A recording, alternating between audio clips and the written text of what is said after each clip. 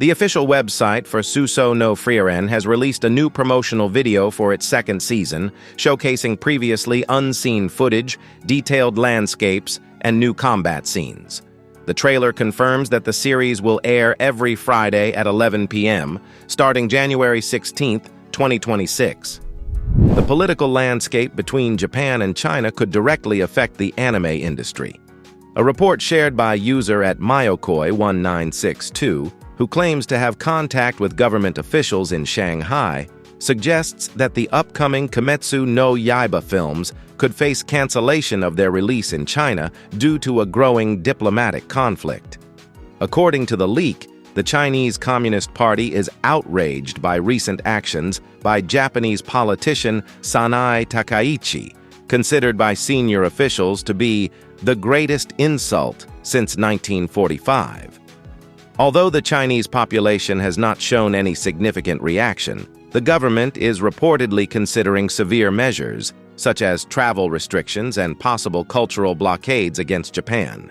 Among the consequences discussed is the cancellation of the Kimetsu no Yaiba Infinity Castle trilogy in Chinese theaters, a significant blow considering the weight of the Asian market in the global box office. There is even talk of a general suspension of cultural exchanges, a scenario comparable to that experienced during past tensions with South Korea. Until there is an official announcement, the situation remains uncertain, but the risk is real. Anime could become collateral damage of political decisions. Mages announced on its official website that STEINS Gate Reboot, the new installment in the iconic scientific adventure saga, has been officially delayed until 2026, postponing its release originally scheduled for this year. According to the statement, the decision seeks to improve overall quality to suit the current gaming environment. The development team confirmed that they are rebuilding almost all of the assets from the original 2009 game, increasing the graphic resolution, optimizing internal systems, and incorporating new narrative content. As a preview for fans, new production materials were also revealed, including revamped illustrations of Kurisu, Mayuri, and Faris, as well as Akihabara settings recreated with realism, faithful to the district's appearance in 2009. On November 25th, the official website for Kaya-chan wa Kowakunai revealed a second promotional video, confirming that the highly anticipated anime adaptation will premiere on January 11th, 2026. The trailer features the opening theme, Maboroshi no Yukwe, performed by virtual singer Isekai Jucho, and the ending theme, Play More Feet, Kaya-chan, performed by SAK and Tao, alongside the protagonist, Kaya. Based on the manga by Yuritaro, the story follows Kaya, a little girl in kindergarten with overwhelming spiritual power who faces evil spirits without adults perceiving the danger. Will this mix of cuteness and terror be one of the most striking premieres of 2026? The 12th volume of the manga The Great Jahy Will Not Be Defeated confirmed on November 25th that Wakame Kanbu's work will come to an end with Volume 13, scheduled for release in the fall of 2026. With that, the chaotic journey of the former second-in-command of the Dark Kingdom is preparing for its definitive conclusion. The series began in March 2017 in Gangan Joker magazine, chronicling the misadventures of Jahy, who, after losing her power, must survive in the human world while attempting to restore the Dark Kingdom.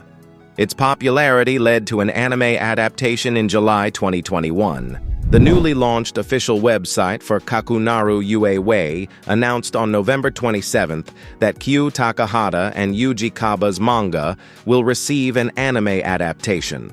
The announcement was accompanied by a first promotional video, a teaser visual, and the reveal of the main cast.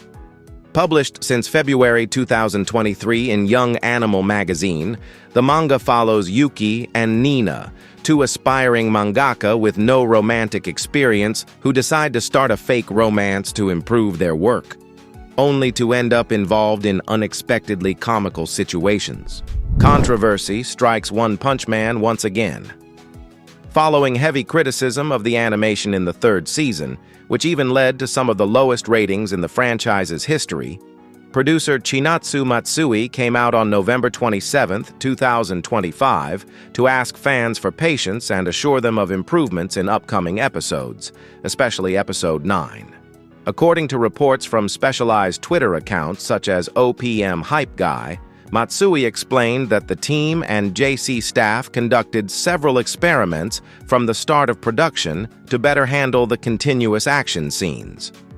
Although Episode 5 and the upcoming Episode 9 feature more elaborate sequences, animators such as Van Oba pointed out that the improvements were limited by a lack of staff and resources. The community continues to compare the series to Madhouse's Golden Age, and many are calling for its return, even though this is practically impossible. After 6 years of waiting for the new season, the reception has been bittersweet, and the future of its visual quality remains in doubt. The Tokyo District Court issued a landmark ruling in favor of Japanese publishers Kodansha, Kadokawa, Shueisha, and Shogakukan, determining that U.S. company Cloudflare is liable for facilitating the mass distribution of pirated manga through its network services. The court established that the publishers suffered damages estimated at 3.6 billion yen, although the lawsuit only claimed a portion of that amount.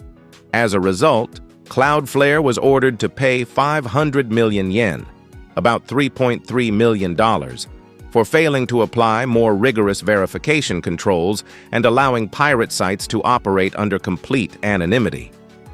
According to the ruling, Cloudflare continued to provide CDN services to platforms that hosted more than 4,000 unlicensed titles, including One Piece, Attack on Titan, and Kingdom, and accumulated nearly 300 million monthly visits, ignoring repeated warnings and court orders.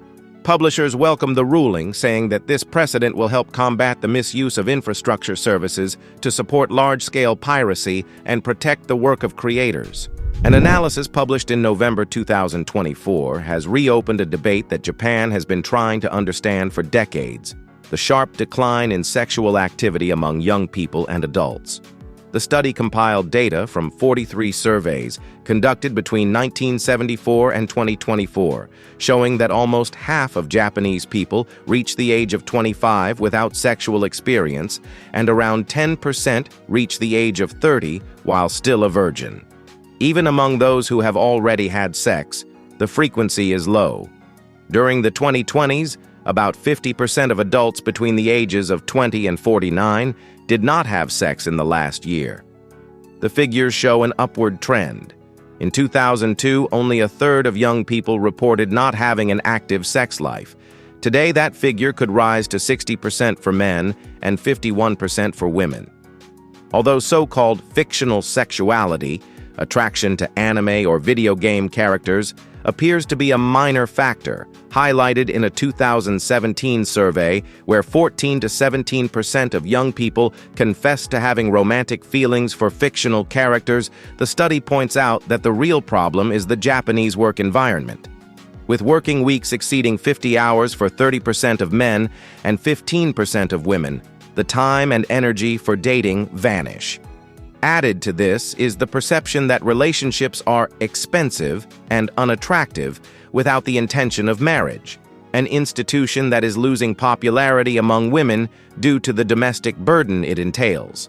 Specialists such as Dr. Vanessa Apea warn that what is happening in Japan could be a preview of a global phenomenon driven by economic stress and technology-mediated relationships. Japanese social media has been buzzing again after a viral video documenting a peculiar case of papakatsu. A man paid 20,000 yen, approximately $130, to take a girl to a hotel, but not for intimate purposes.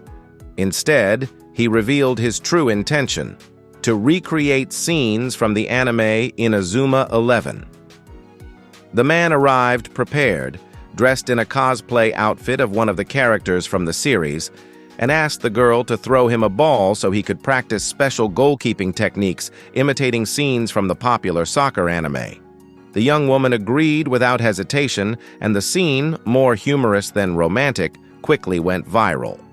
What's most striking is that this wasn't the first time this fan had taken his passion for sports to the realm of papakatsu. Social media users pointed out that in another viral video, he had already hired another girl to recreate plays from Haikyuu, this time bringing a volleyball to the hotel. The case has generated both laughter and debate about the unexpected uses of this practice, which traditionally involves paid dates that can lead to intimate encounters. Faced with a shortage of animators and creators, Bandai Namco Filmworks has announced an innovative strategy to ensure the continuity and quality of Japanese anime. The company will implement a plan between 2025 and 2027 to train its own talent from scratch through the Sunrise Animation School and Sunrise Art School, offering scholarships and support to students who will be able to join the company directly after graduation. The program will also include courses for current employees in scriptwriting and production, as well as the creation of internal CG and filming teams.